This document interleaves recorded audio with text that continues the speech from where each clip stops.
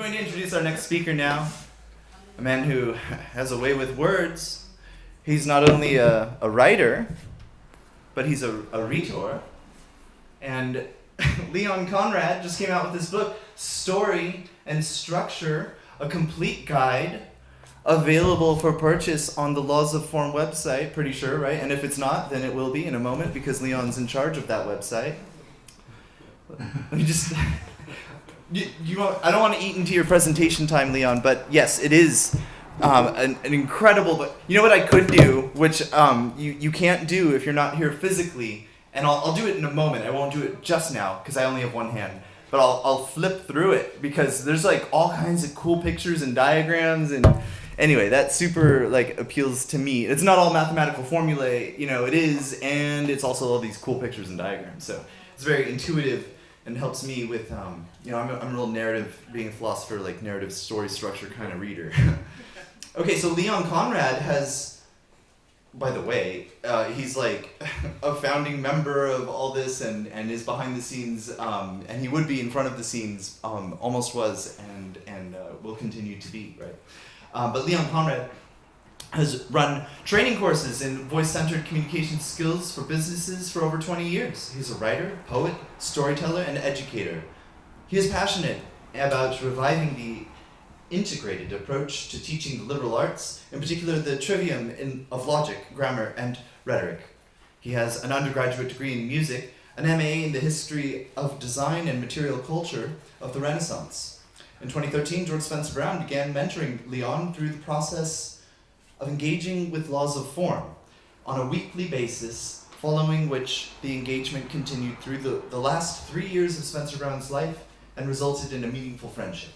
Leon has gone on to successfully apply George Spencer Brown's methodology to the practice of logic, and most recently, in his book, Story and Structure, a complete guide to the analysis of story structures, looking at the close link between story structures and different types of problems.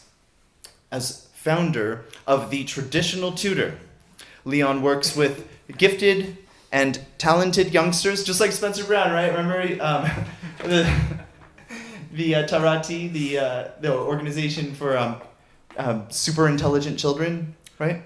That's good. Sentinel Trust. Yeah, the Sentinel Trust. Gifted and talented youngsters, and with professionals as a communication consultant through the Academy of Oratory, and is orator in residence at the Next Society Institute. Whew. Is that enough? Is that okay? I don't want to eat into all your time, Leon, so take it away, Leon.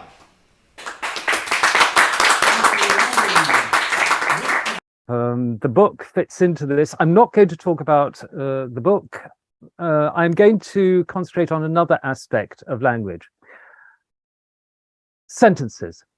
Those who know me will know that I'm the kind of person who likes to tease out satisfactory answers to questions we don't seem to have satisfactory answers to yet. And the question I want to pose to you today is this: what if there's more to sentences than we're taught at schools? In the blurb on the website, I said I would limit myself to British English. I'm going to extend that to international English, and I think you'll find that the argument applies universally. But let's see what we are taught in schools. In the UK, since 2013, in the national curriculum, sentences have been defined as a group of words grammatically connected to each other, but not to any words outside the sentence. So here you have to have words to have a sentence. No words, no sentence. The form of a sentence's main clause, interesting that they use the word form, shows whether it is being used as a statement, a question, a command, or an exclamation.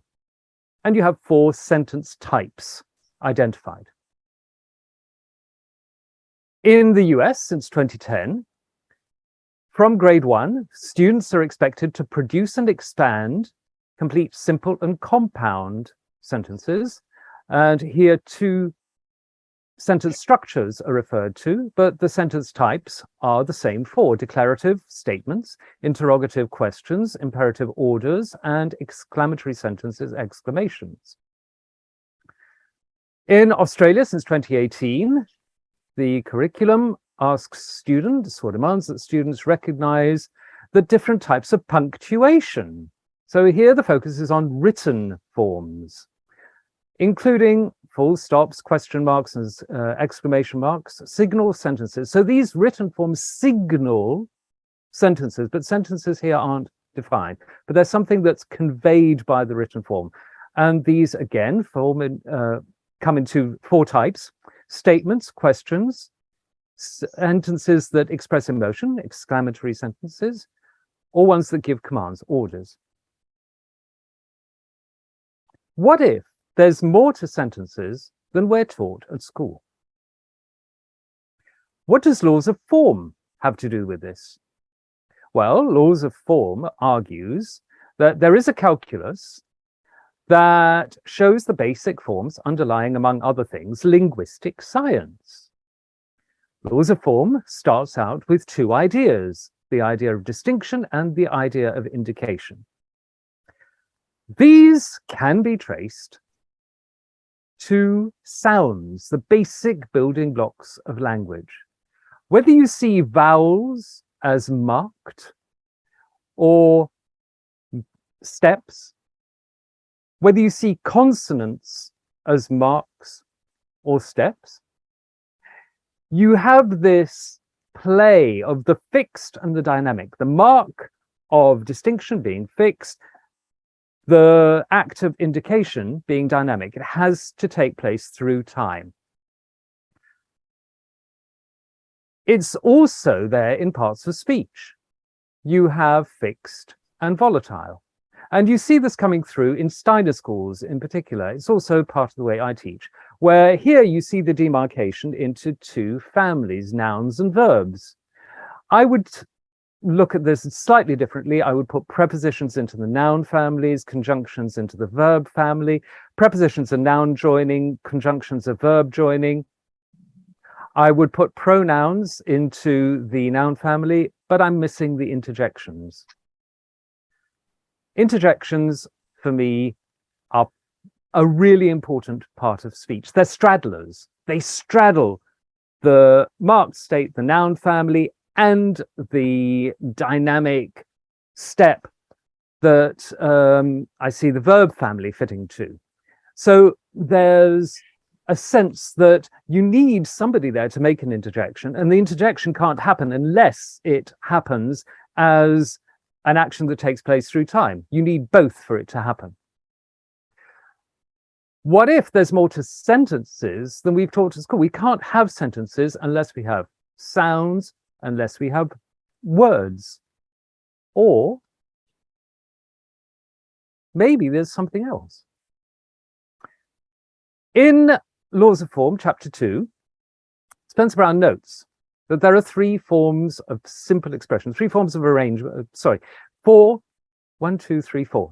simple expressions, three forms of arrangement, and one absence of form. It's an important distinction. If we ask the question, what is a sentence? And we say a sentence is a complete thought. So Jack and Jill went up the hill is a complete thought, but Jack and Jill, or only two, are meaningful groups of words, but they don't form a complete thought. If I say Jack and Jill, you're probably going to say, yeah, what about them? Same with went up the hill. You're going to say, who went up the hill? A complete thought needs a substantive, a substance word, noun or pronoun, and a verb. The noun or pronoun will be static, the verb will be dynamic, it can be stated or implied, and it denotes an action that takes place through time. A sentence, in other words, is a logos. So what is the difference? There's very little difference between the statement and the exclamation here. Same words, yes. There is a difference in the end punctuation mark. But I would argue that the difference is in the quality of thought. Different relationships between the knower and the known. This is nothing new. It goes back to Aristotle, maybe even before him. And in this work, Perihermeneus, he says, or he writes, spoken words are the symbols of mental experience, and written words are the symbols of spoken words, so they also symbolize mental experience. Just as all men have not the same writing, so all men have not the same speech sounds. You say either and I say either. You say tomato and I say tomato. That kind of thing. The mental experience, which is these directly symbolize, are the same for all. Can we link laws of form to the simple expressions which give rise to different sentence types? I think we can. I would put the statement as a mark. There is, for me, a 1-to-1 or 1-to-3 correspondence between the knower, that which they know, and the connection between them. The question, however, shows an oscillation between something that's marked or something that's unmarked. It could be one thing, it could be another. But until that answer is arrived at, we don't know which it is. It's indeterminate.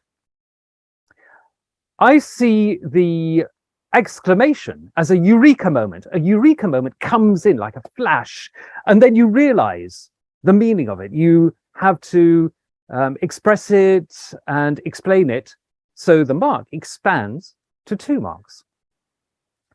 The order, however, involves somebody giving a command, seeing what the present situation is, what the future could be, and bringing the both together. When the order is fulfilled, that becomes reality.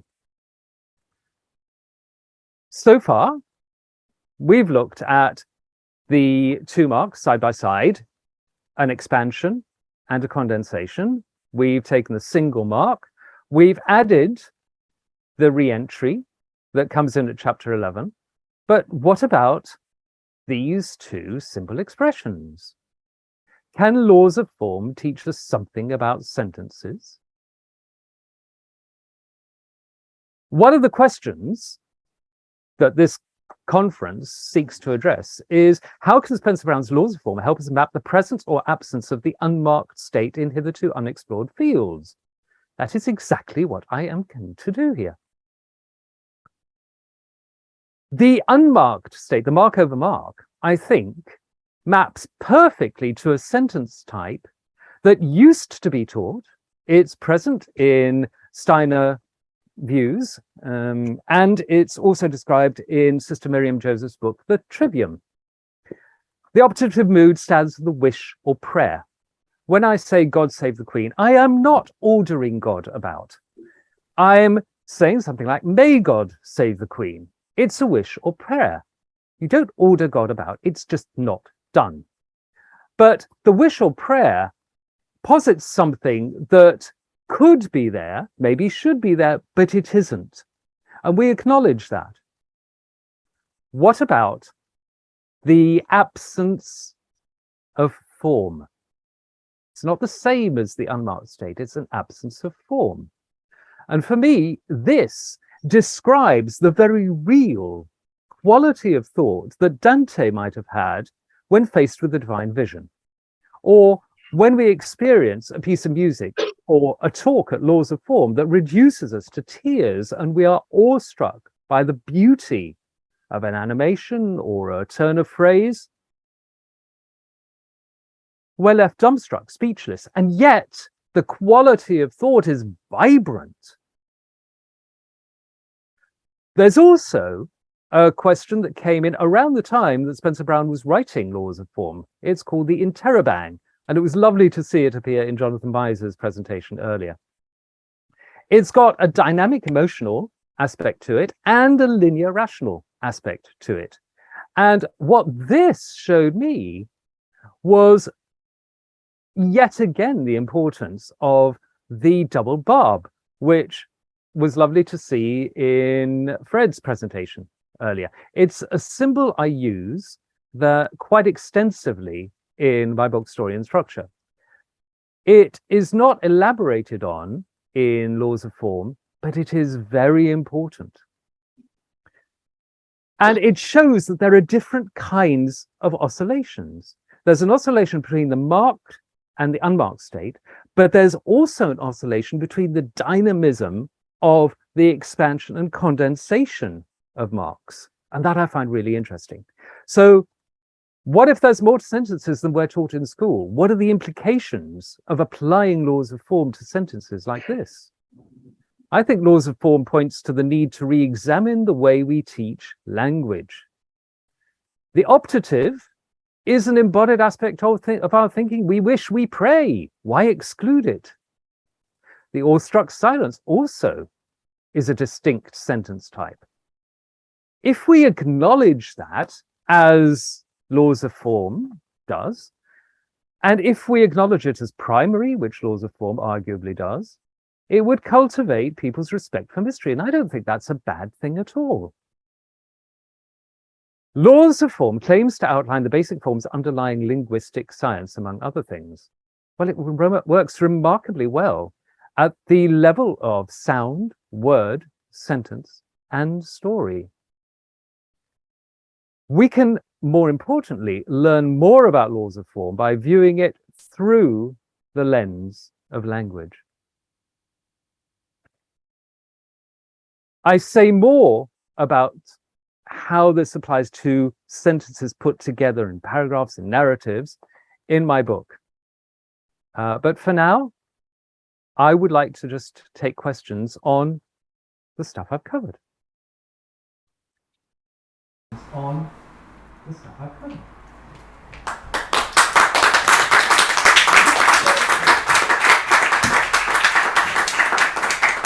On there, where you want? Thank you, Leon. Leon, do you want to In the room? one of these? Or on there, where you want? Leon, do you want to field one of these? I haven't looked at the chat. Let me see. Yeah, well, it looks like Alexander. Yep, go. I haven't looked at the chat. Let me see. Right. Yeah, it looks like Alexander. So Leon, thank you very Yeah, much. yeah. I know you a little bit. No, I think I know at least. Now, you have suggested the fantastic thing on how to restructure, let's say, the education system, mainstream educational system, which you talked about English, but I can say it's really very similar to the Greek one, which I'm supposed to know. So how do you suggest that this change might take place? Well, for a start, teach more than 4 sentence types. That would be a very good start. Mm-hmm. Acknowledge the wish or prayer and say, and ask students, have you ever experienced a state in which you were lost for words? What's that like? Could you write a story in which a character experiences that? How would you put it on the page? I do this with my students, and they have to confront what it feels like. They come up with some really interesting ways of expressing that blank space. Can I ask a question? Thank Leon, you. well, you can respond. You want to go ahead, Alex? I'm sorry. Go ahead. Okay. So Leon, when you were hanging with Spencer Brown and this stuff was going on and on the back burner, right? Did you ever talk to him about any students of his school for super intelligent children, or any other associates who were, like people he molded, where are the others? Like, not that you need to name names or whatever, but I'm curious, like, what did he say about that besides like the little remarks in the end of his materials, where he calls them for it? I don't recall him mentioning any students he had taught by name, but I did broker a conversation, a telephone conversation between him and one of my students. The student was taken out of school. He was disruptive, highly intelligent, but with a very keen sense of what was right or wrong. And when things appeared to him to be wrong, quite rightly, and they weren't made right, he would lash out. And He was the only student who's ever drawn a knife on me. And nothing Okay, very happened. good. Let's move on to another question. No, hold on. Hold on. Yeah. So I said, look, you're bright. And I talked about Spencer Brown, and I arranged this phone call between them. And I said, prepare some good questions. And he came up with a few. And the second one was, why is there something rather than nothing? And Spencer Brown was delighted with this question. He thought, I can answer this. The first question was rubbish. I couldn't answer it because it wasn't a good question. And later he said, I was very interested to talk to your student because I wanted to ask questions and see what this student would answer, because I would benefit from that myself. And that was really telling. He enjoyed this intersubjective communication, this flow between two minds that allows things to appear from and shows that the form is bigger than the sum of its parts. That particular formulation, in philosophy, you find it in a few places. It's cool that he went straight there. Okay, so let's keep going. Yeah, I have some questions in the room here. I'll let Florian go. Thanks. Yeah, thanks, Leon. Quick question: Would you say that the wishful prayer and the being lost for words, is that on the same level for you? Because I immediately think of Paul Watzlawick saying, you cannot not communicate. So being lost for words means that you're still in a communication situation, while wishful prayer would probably be, something different. How would you see that? Well, I'm not lost for words when I say, oh, for the wings of a dove. I can wish, I can pray, and I can express my wish or prayer. But when I'm struck dumb, I cannot speak. It's a different quality of thought.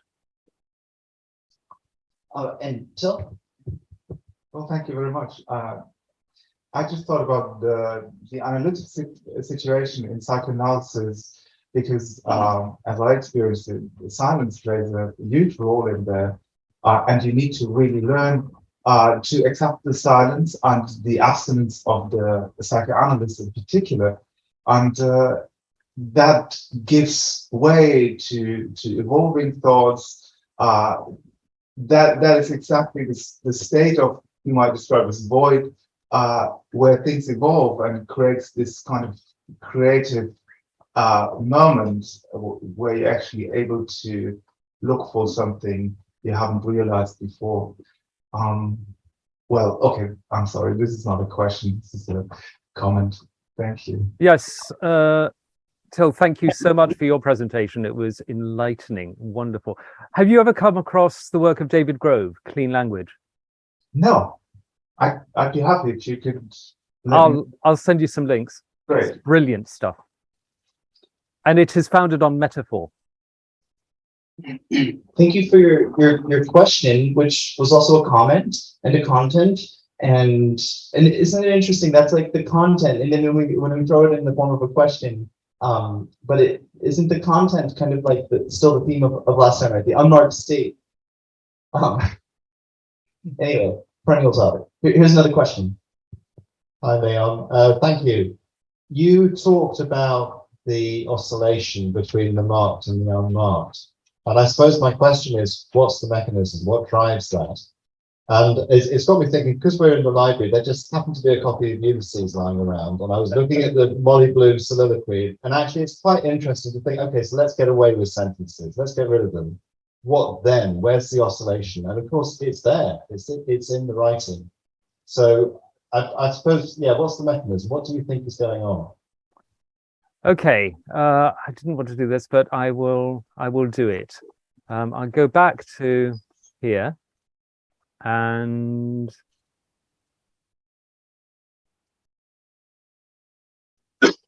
show you where this goes. In story and structure, this is how I map a particular story structure. I take the sign of oscillation as a beginning and ending thing. this perpetual motion structure doesn't have an ending. It goes on indefinitely. And then I take the mark as the character, the who, when, where. But the opening, the once upon a time, takes us from our world into the world of story. There's a kind of threshold crossing. How it happens is up to you to describe, but it happens every time we say once upon a time. And as I describe in the book, it involves every single opening I've studied, and I've looked through a whole collection of hundreds, if not thousands of them. Every single one has some form of cognitive dissonance related to space and or time. That's the mechanism. And in the middle, between the initial situation of the character and the final situation of the character, there are steps. And the number of steps and the quality of steps defines a particular story structure. When you boil a story down to its bare bones, its absolute basic minimum that you need to tell that story. So this has two pairs, backward, forward. The quest structure opens and closes. It has a character in initial and final situation, and it has three steps, three pairs. The call and response structure is a composite structure, and it has four pairs. I link this to different grammatical forms of a declarative sentence.